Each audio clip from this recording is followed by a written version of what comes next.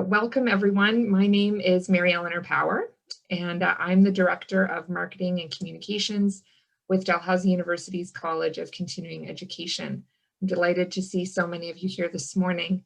I would like to begin by acknowledging that Dalhousie University is located in Mi'kma'ki, the ancestral and unceded territory of the Mi'kmaq. We are all treaty people. And I'd like to welcome you to today's webinar that is focused on personal leadership and really focused on leading the self with intention. And I'd like to welcome Rita Wuebbeler, who's here, who is the instructor of this course and will walk us through the next 30 minutes. So just to introduce Rita, Rita helps leaders of global organizations and global virtual teams reach their highest performance potential. Rita conducts cultural awareness programs for international business leaders and coaches global executives in maximizing their leadership skills.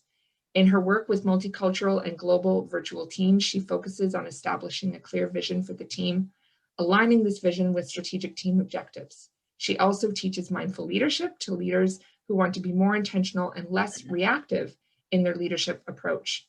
A native German with a master's degree in applied linguistics from Mainz University in Germany, Rita spent the first 2.5 decades of her life in Europe before moving to North America. Since then, she has lived and worked in Atlanta, Georgia, Halifax, Nova Scotia, and Toronto, Ontario. So welcome, Rita. Thanks very much for joining us, and over to you. Thank you so much, Mary Eleanor, and thanks to everybody for joining us this morning, earlier and later in the morning. I'm excited to be back here with you to give you a very brief overview of what this is all about, the topic of personal leadership. And as you were able to glean from Mary Eleanor's introduction, my areas of focus in my work are leadership and culture. And so they're coming together in this topic, really. And let me share my screen so you can see what I'm talking about. So this is about the personal side of leadership, which has to do with knowing yourself, with understanding what makes you tick as a leader, with your vision as yourself as an effective leader. And this framework of personal leadership came out of the area of cultural awareness building, because history goes way back to the 1990s, but in a Summer Institute for Intercultural Communication in Portland, Oregon, students would come together and try to, create a positive learning environment coming from different backgrounds. But after a few days of being together, they would start fighting. And so the coordinators of this program just basically sat down and decided, we need to change this. If our goal is to create a peaceful environment, how can we make these interns, work together better? So they became interested in looking at, what works, and they basically conceived of this concept, this framework over the next few months, and then it got solidified over the next few years, called personal leadership. And what it does, it helps people to be more aware of and then more able to attend to their reactions in a given moment, in a moment of when something is up, when there's a decision-making point or even a conflict. So, and the foundations of personal leadership are basically various different disciplines, including leadership theory, whole person theory, systemic theory, as well as the traditions, the wisdom traditions, and psychology, positive psychology, and also educational concepts. And we often say about PL, that's the code word for personal leadership, to make it not such a mouthful, that it is very much common sense, but not so much common practice, right? So this course and this framework gives us a structure to do this in a more formalized way that breaks things down in smaller steps. And I'll show you those steps in a little while here to kind of tell you what those are about. So please, before we go on, if you could write in the chat just for yourselves an excellent leader that you admire. Somebody, it could be from your personal lives, even somebody like your grandmother or your father or former, and what qualities that they have that you admire about them that makes them this excellent leader. So just to get a bit of interactivity going here, please write down a leader not by name, but who were they to you, and one or two qualities that you admire about them. And if you, Mary Eleanor, could just call out a few of these qualities, that'd be great. And maybe even the people, just for a few, 2 or 3 minutes, then you can. Because I want us to become aware of, what makes a leader good in my mind. What qualities do they have? So Mike Costello, great communicator and interpersonal skills. So honesty, empathy, respect. Former Auditor General of Canada, integrity. And people identifying those who are close to them. So current managers, supervisors, and talking about authenticity, transparency. One person refers to their mother, observatory skills, great listener. Great. So supportive, authenticity. Yeah, those are some of the themes. It's interesting that you're basically focused on interpersonal skills. You said, the ones you just mentioned. None of you said, oh, they're very decisive, or none of you said, as far as I could hear from Mary Eleanor or see, they reach their quarterly goals or their yearly goals. So this is really a big shift in leadership in the last few decades, that we are following the leader that actually makes us feel seen and heard, that is aware of their own strengths and weaknesses, perhaps, that has authenticity and transparency. So this is also what this whole concept of PL is actually aiming at.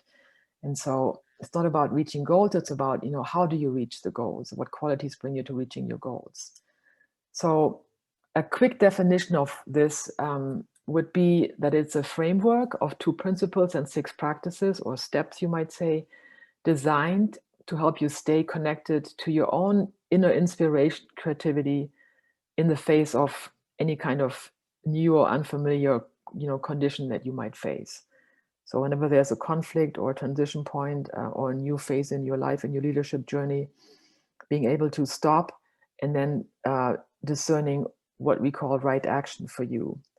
So this framework helps us do that in a more structured way. And one of the main premises for PL is that we have a choice about our reaction, our activity. And so we call this the leadership, the PL choice point. So when you're faced with a challenging situation, should I promote this person or that person? Or should I, for myself, should I go for this certification or that certification? Or, in a conflict with a team member, who do I believe, this or this person's viewpoint or that person's viewpoint? Or what do I do, right? You have 2 choices. To the left, do what you've always done. I know my ways, I know how I react, I just basically don't think about it.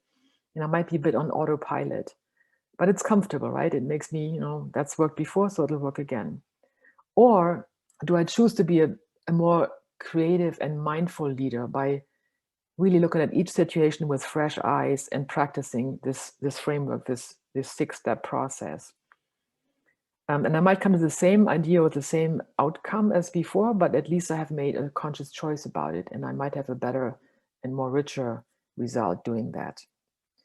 So the 6 practices that we're talking about here, and I'm going to just show you a very quick overview, are these 6, and they're not always going to the same order, but they're all present in a process of when we practice PL. And we're going to focus on one just for the next few minutes. But basically, in any given situation, if there's a conflict, we ask ourselves, what judgments did I have? And then I explore those judgments. What emotions did I have here? What did that situation make me feel? What was my body telling me? Because our bodies are often very instrumental in advising us, something is going on and we didn't even realize until we realize we're really clenching our hands or teeth or whatever it might be. Then we're taking a moment to actually stop, cultivating stillness, taking a little time out or a pause. It might be as short as a breath, or it could be as long as taking a walk or even, some time out to reflect on something. Then the 5th step, engaging ambiguity, is often the hardest for us because we as human beings want to know, what's the answer? What do I know? But this is actually the question that asks us, what do I not know? I don't know the story about this person's, reaction. I don't know why they were, reacted so negatively. It might be all sorts of reasons for that. So this is the fifth sort of step here to have us leave the door open before we actually take action. And the final step is what we call aligning with vision. So this then requires us to have a vision, right? And so visions are quite popular these days. People create vision statements. Every company or department has a vision statement or a mission statement, but often they're just like on the wall or somewhere in people's desk drawers.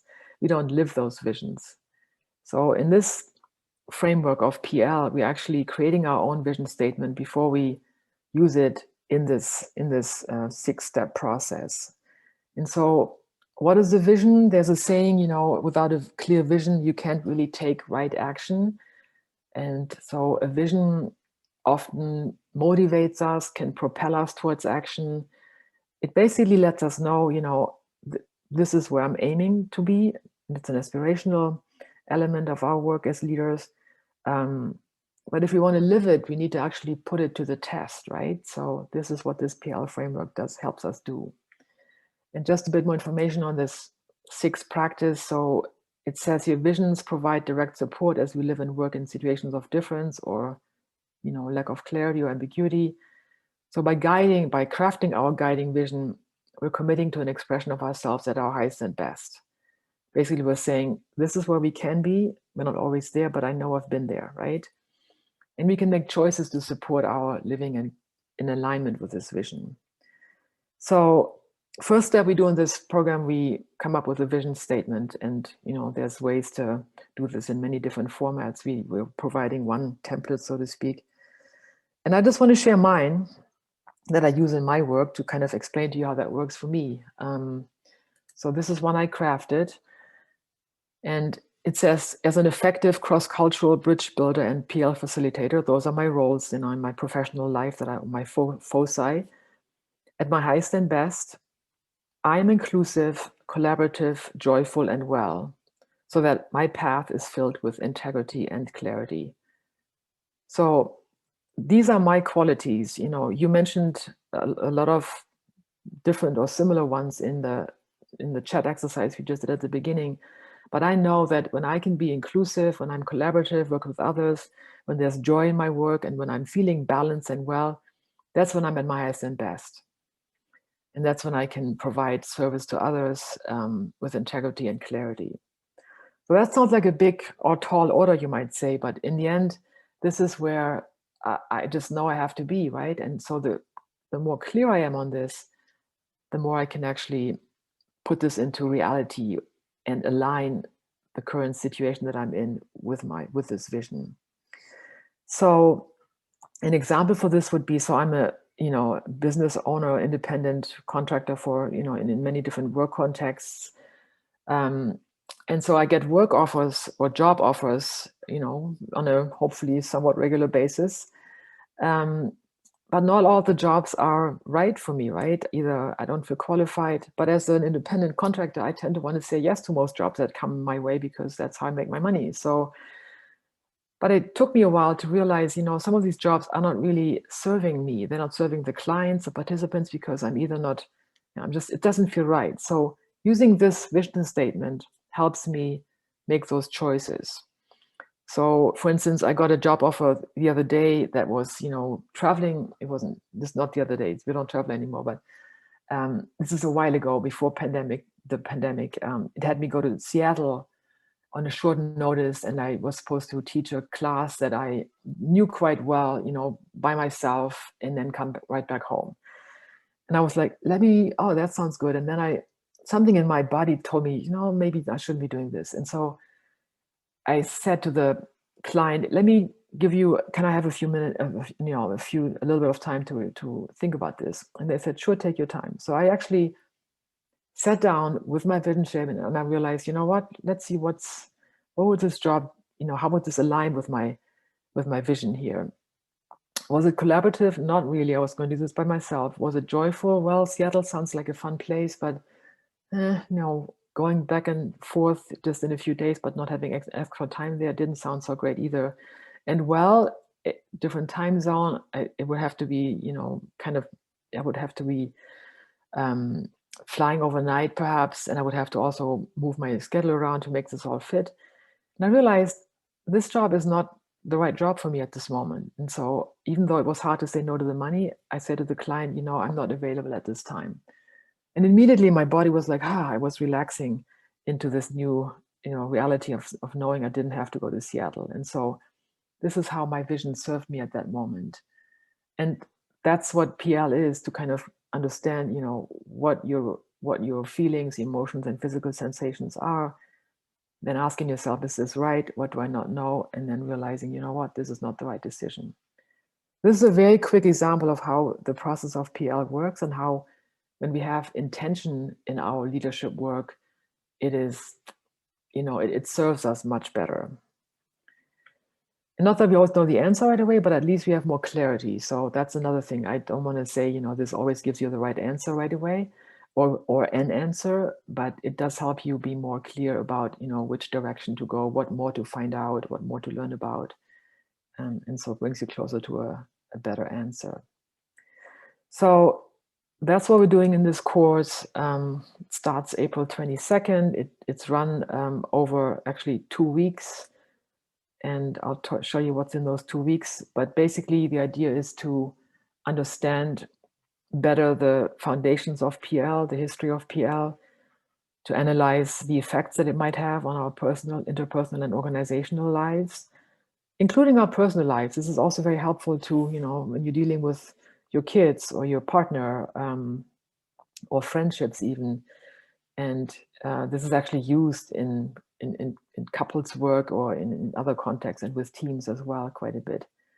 Of course, we're exploring and applying the 2 principles and 6 practices. And we develop a vision statement as part of this program as well. And also we are doing another process that helps us remember these practices, and we can apply this to daily situations, called the critical moment dialogue. And that's done with a partner in class a few times to practice really, you know, how this all works. And then we, of course, want to also talk about how to take this home, and that we can sustain the practice. It is a practice, not a one-time thing. Yeah, and then this is how it's built or constructed. We're doing 8 hours total of class time plus 1. So 4 modules of 2 hours, where we go over the different parts of the, you know, the curriculum, including on the 3rd day, practicing the CMD, you know, sharing the vision, taking it home. And then there's also a follow-up hour 2 weeks after the class concludes, to then kind of discuss, you know, how have we fared with this? Have we been able to apply it? Have we been able to, you know, have some usage for this? Where have we seen this as being a good tool for our work? And so that's what we do. And I want to leave you with a final quote before we answer some questions. Lao Tzu, you know, in his infinite wisdom, many, many hundreds of years ago, said, mastering others is strength. Mastering oneself is true power.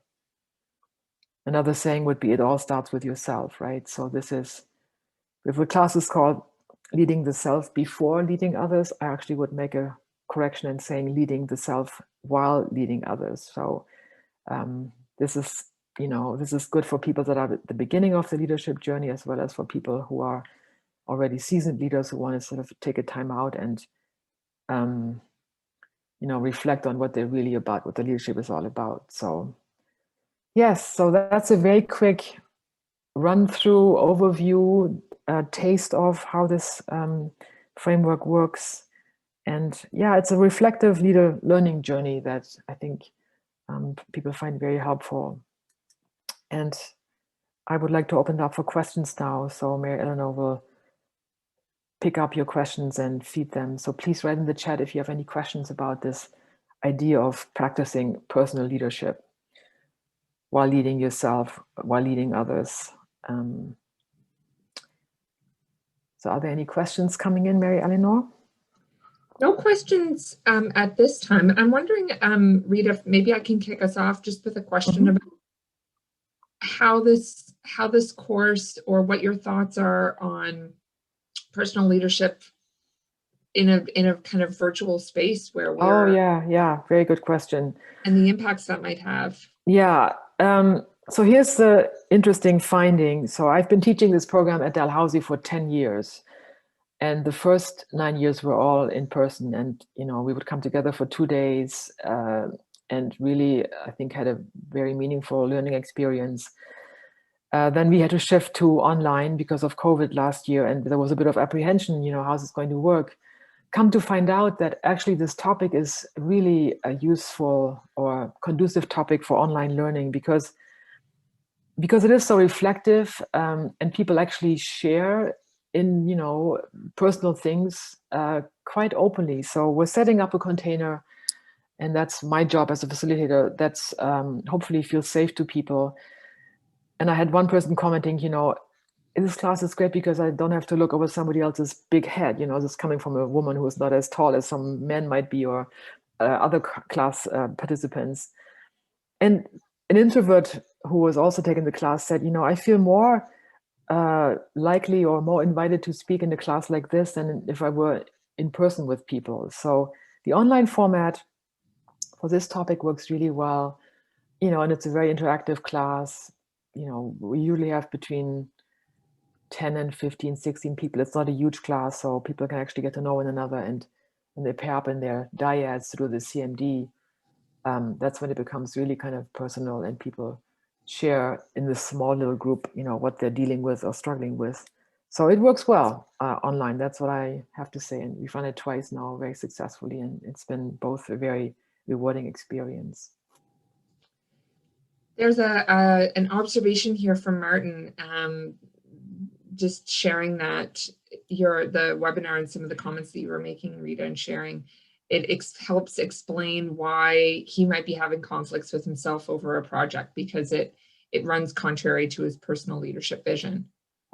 See, then and so we actually do an exercise in the class that's called, what do we call this?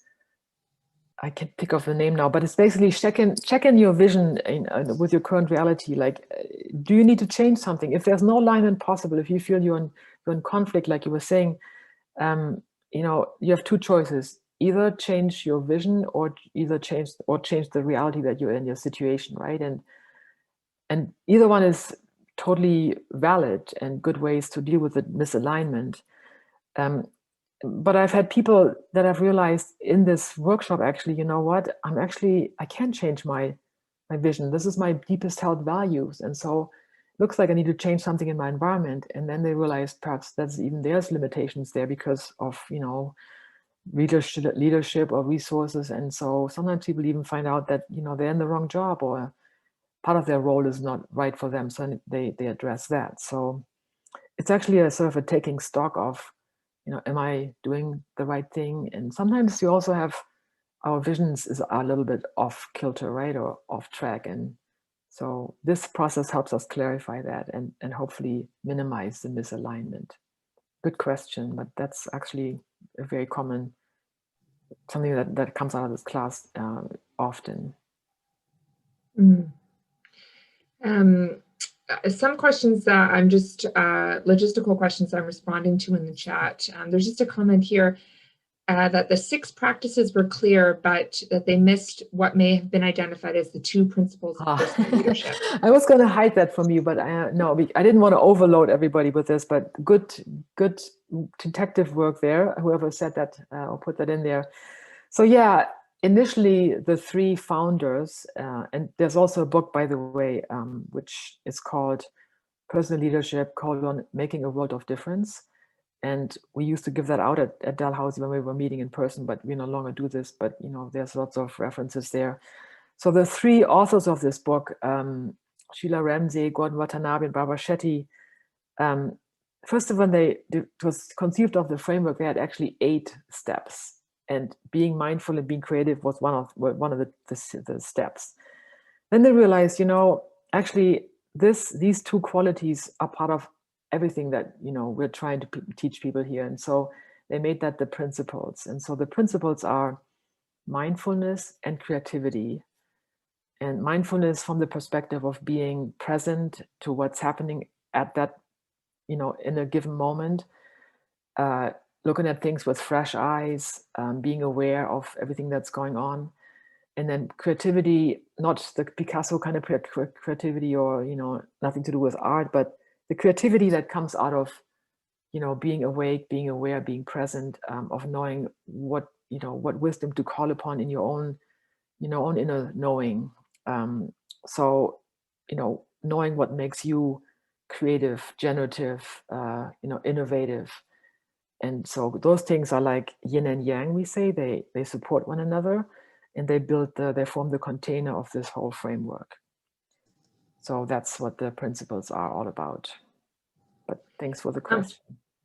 Rita, another question here. Can personal vision be something that changes over time? Oh, good question. Thank you so much. Yes, it could change by the minute, not really, but it can change for sure over time. And in fact, so I have an annual ritual in January. I sit down and I revise my vision statement. It's sort of a bit like, what does the year ahead look like? How have I changed in the past year?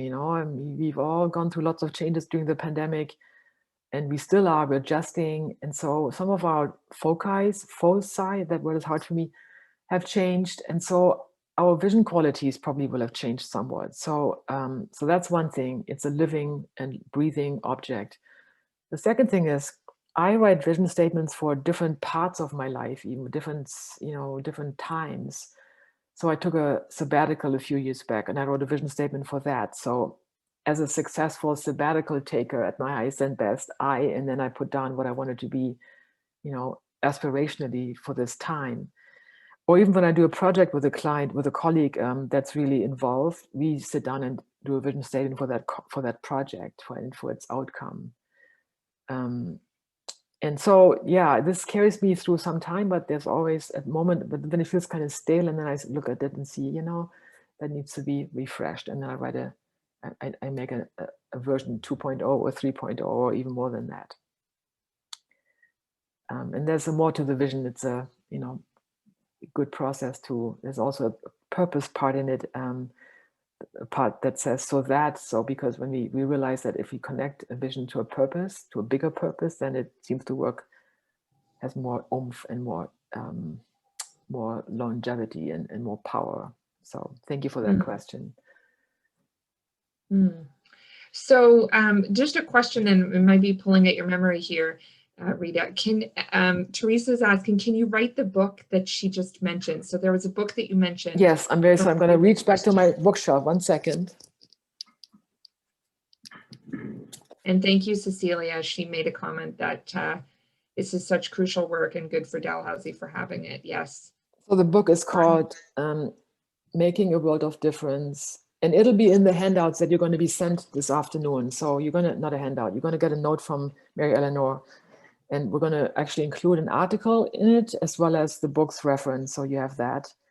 And the article actually explains the framework again and refers, I think, might be referencing the book as well. So you will get that later on. So don't worry about that.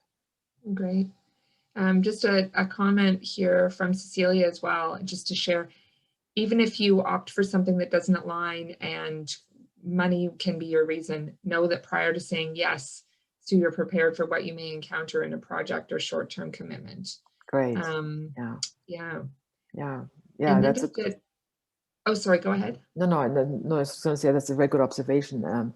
If nothing, you can't sometimes act on your insight right at the moment, but at least you have that knowledge and you can then act later. So yeah, great.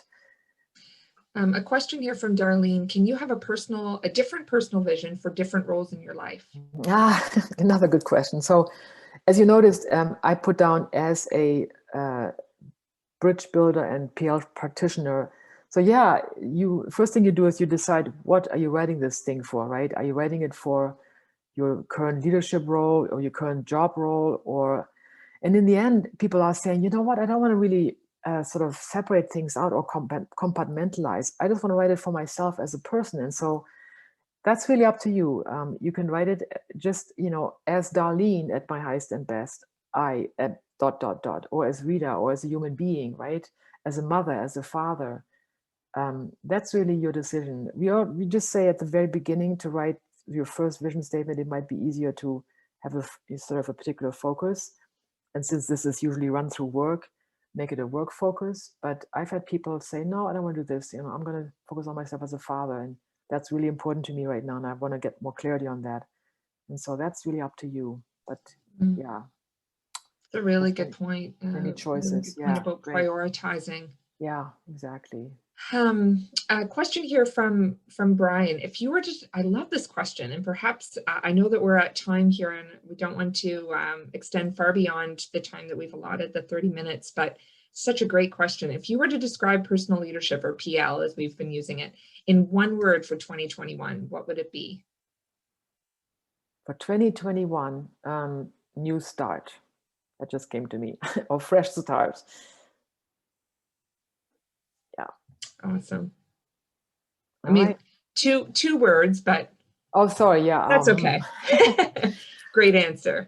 Okay, no, that's great, and that could apply to so many things that we're seeing in our world and changes. Right. This was wonderful. Thanks so much, Rita, and thanks so much everyone for joining us and contributing your questions. It always just makes the experience that much more rich when we get your questions and Rita's able to respond to them. And we will be, as Rita mentioned, we will be sending around an email later today for those who were able to join, and for those who weren't, we'll include a recording of today's webinar. So if you'd like to go back, look at the title of the book that she mentioned, or just get any of those insights that she shared, that'll be available, as well as the article that Rita mentioned will be part of that email. And then also a link to the course where you can find out more details. It does start, and it was correct in your PowerPoint there, it does start on April 22nd. Yeah. So, just over a month away. So we hope that some of you will be able to join us for that course. And Rita's contact information will also be included in that email if you have any additional questions. Right. And I'm glad that there's lots of thanks coming in the chat, which is lovely. I'm glad that you found it interesting and useful. And thanks so much, Rita, for your time. Thank you so much. I hope to see some of you, and thanks for letting me speak to you about personal leadership. So have a good day. Okay, thanks very much, Rita. Take care. Okay, bye-bye. Bye. Bye-bye.